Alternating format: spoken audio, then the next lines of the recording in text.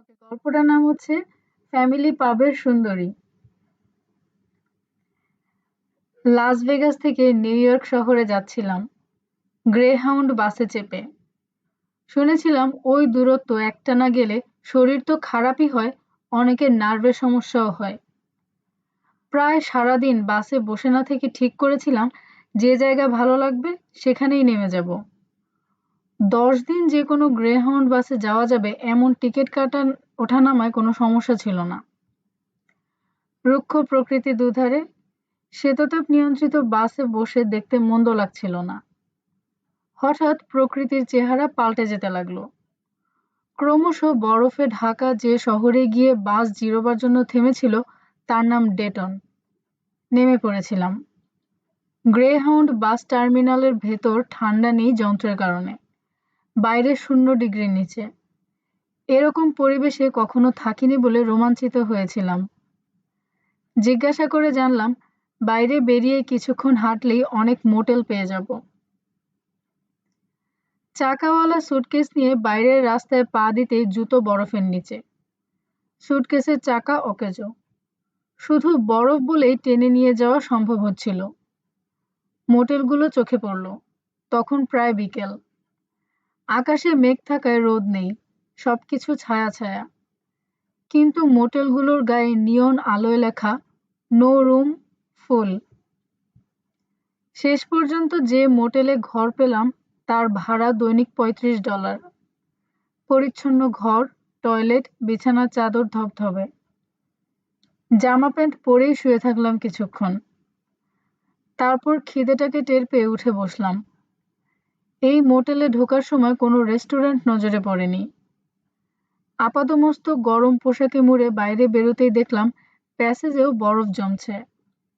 পা ফেলতেই অনেকটা পিছলে কোনোমতে সোজা হলাম। বুঝলাম অন্যমনস্ক হয়ে হাঁটা বোকামি হবে এখানে। রিসেপশনিস্ট লোকটি দেওয়ালের গায়ে দাঁড় করানো কফি তৈরির মেশিন দেখিয়ে বলল, যত ইচ্ছে কফি খান, দাম দিতে হবে না। খাবার খেতে হলে আপনাকে ফ্যামিলি পাবে যেতে হবে।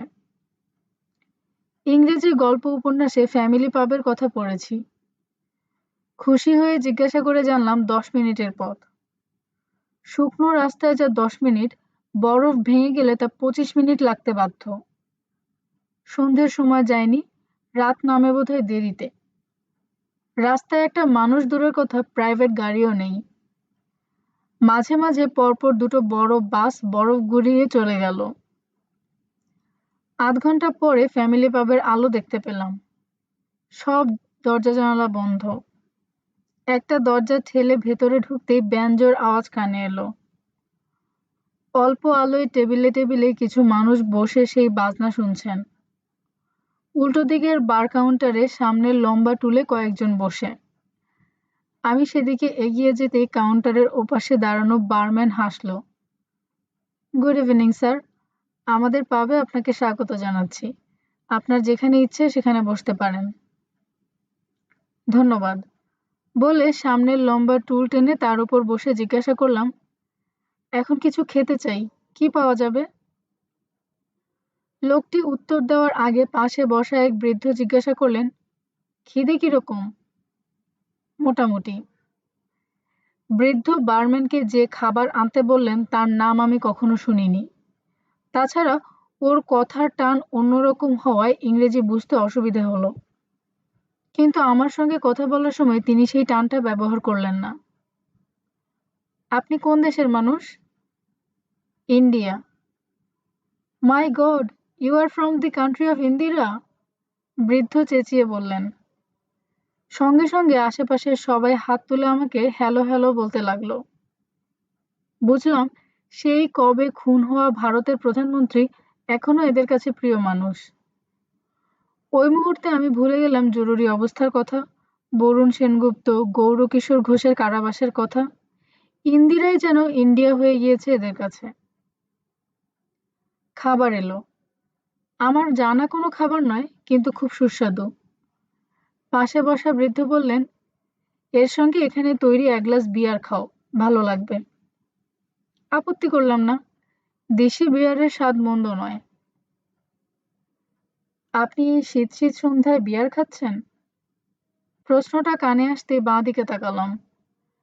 বেশ সুন্দরী, তার উপর যত্ন করে সাজগোজ করা এক মধ্যবয়সিনী কখন এসে আমার বাঁ দিকে দাঁড়িয়েছেন টের পাইনি। মহিলার সঙ্গে আর কেউ আছেন বলে মনে হলো না। বললাম, উনি বললেন, খেতেও খারাপ নয়। আপনি বরং এই পাবে তৈরি স্কচ ট্রাই করতে পারেন। বিয়ার তো বৃদ্ধরা পান করে। নিজেকে নিশ্চয়ই বৃদ্ধ মনে করেন না? মহিলা হাসলেন। এতদিন আমেরিকায় ঘুরে জেনে গেছি এখানে হুইস্কিকে স্কচ বলা হয়। তার সঙ্গে স্কটল্যান্ডের কোনো সম্পর্ক নেই। বিয়ার শেষ করে আমি এক পেগ হুইস্কি চাইলাম। বারম্যান জিজ্ঞাসা করল, লার্জ অর স্মল? ডান পাশে বসা বৃদ্ধ হো হো করে হেসে বলল, মাইক, উনি আমার মতো বৃদ্ধ নন, ওকে লার্জ দাও, স্কচ অন রক। সঙ্গে সঙ্গে বরফের টুকরোর মধ্যে সোনালি তরল পদার্থ গ্লাসে করে চলে এলো সামনে। মহিলাকে জিজ্ঞাসা করলাম, আপনি কিছু নেবেন না? মহিলা হাসলেন, আঙুল নেড়ে বললেন, আই এম ফুল। আপনি টুরিস্ট? হ্যাঁ। কোথায় উঠেছেন? মোটেলে, মোটেল ভাস্কো। বাহ, আমি ওর পাশেই থাকি। পান করতে করতে দেখছিলাম পাশে বসে যারা আড্ডা দিচ্ছেন তাদের কারো সঙ্গে মহিলা কথা বলছেন না। পরপর 2 গ্লাস হুইস্কি পান করতে করতে আমি মহিলার অনেক খবর জেনে ফেললাম। 2 বছর আগের সামারে ভয়ানক রোড অ্যাক্সিডেন্টে ওর স্বামী এবং ছেলে মারা গিয়েছে। পেছনের সিটে বসেছিলেন বলে 7 দিন হাসপাতালে থেকে বেরিয়ে আসতে পেরেছিলেন। ইন্স্যুরেন্স থেকে যে ক্ষতিপূরণ পেয়েছিলেন তার সুদে বেঁচে থাকা সম্ভব হয়েছে। এর মধ্যে অনেকেই তাকে বিয়ের প্রস্তাব দিয়েছিলেন, কিন্তু তিনি রাজি হননি। জিজ্ঞাসা করলাম, কেন? মহিলা বললেন, প্রথমত, স্বামীর স্মৃতি ভুলিয়ে দেবে এমন কেউ আসেনি। দ্বিতীয়ত, কাউকে দেখে মনে ভালোবাসা তৈরি হয়নি। কি করব বলুন? এরকম অকপট কথা শুনে ভালো লাগলো। টেবিলে টেবিলে মানুষ গল্প করছে, পান করছে, কিন্তু চিৎকার নেই, শব্দ বলতে ওই ব্যঞ্জোর সুর। পাশে বসা বৃদ্ধ বললেন, ওহে, তুমি তো এখানে নতুন, যত রাত বাড়বে তত ঠান্ডাও। আমি এখন বাড়ি ফিরবো, তোমাকে একটু এগিয়ে দিয়ে যেতে পারি। বৃদ্ধকে অনেক ধন্যবাদ দিলাম। বললাম, না, আমার পাশের সুন্দরী যখন বাড়িতে ফিরবেন তখন তার সঙ্গেই যাব। তিনি তো আমার মোটেল ভাস্কোর পাশেই থাকেন। বৃদ্ধ উঠলেন, দাম মিটিয়ে দিয়ে বললেন, যে কোনো নতুন জায়গায় নবাগতদের সতর্ক থাকা উচিত। তারপর এমন ঠান্ডার রাত, তোমার সঙ্গে কথা বলে ভারী ভালো লাগলো। আমি জানি আর কখনো আমাদের দেখা হবে না, কিন্তু ঈশ্বর তোমাকে ভালো রাখুন। শুভরাত্রি। ঘড়িতে যখন রাত 10টা তখন মহিলা বললেন, আমি একটু টয়লেটে যাচ্ছি। তাকে চলে যেতে দেখে বারম্যানকে জিজ্ঞাসা করতে জানলাম, যে বৃদ্ধ চলে গিয়েছেন তিনি আমার খাবার এবং বিয়ারের দাম মিটিয়ে দিয়ে গিয়েছেন, কিন্তু হুইস্কির দাম দেননি। বারম্যান হেসে বলল, উনি স্কচ পছন্দ করেন না। আমি হুইস্কির দাম দিতেই বারম্যান বলল, গুড নাইট। আপনার মোটেলে ফিরে যেতে অসুবিধা হবে না তো? ওখানে মিস্টার মরিসন বসে আছেন, ঠিক 11টার সময় বাড়ি ফেরেন, আপনি ওর সঙ্গে যেতে পারেন। বললাম, অনেক ধন্যবাদ, মোটেলে ফিরতে আমার অসুবিধা হবে না। একটু অপেক্ষা করে ফ্যামিলি পাবের দরজা ঠেলে বাইরে বেরিয়ে আসতেই মনে হলো ভয়ঙ্কর ঠান্ডা আমাকে কাঁপিয়ে দিল। চারধারে বরফ আর সেই সঙ্গে কনকনে বাতাসের চাবুক। ধাতস্থ হতে সময় লাগলো। মহিলা এতক্ষণ টয়লেটে কি করছেন কে জানে, কিন্তু চুপচাপ দাঁড়িয়ে থাকাও যাচ্ছে না। বাধ্য হয়ে ধীরে ধীরে হাঁটা শুরু করলাম।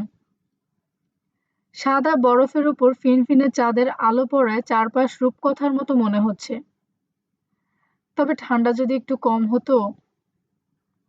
হঠাৎ পেছন থেকে মহিলার গলা ভেসে এলো, খুব দুঃখিত, একটু দেরি হয়ে গেল।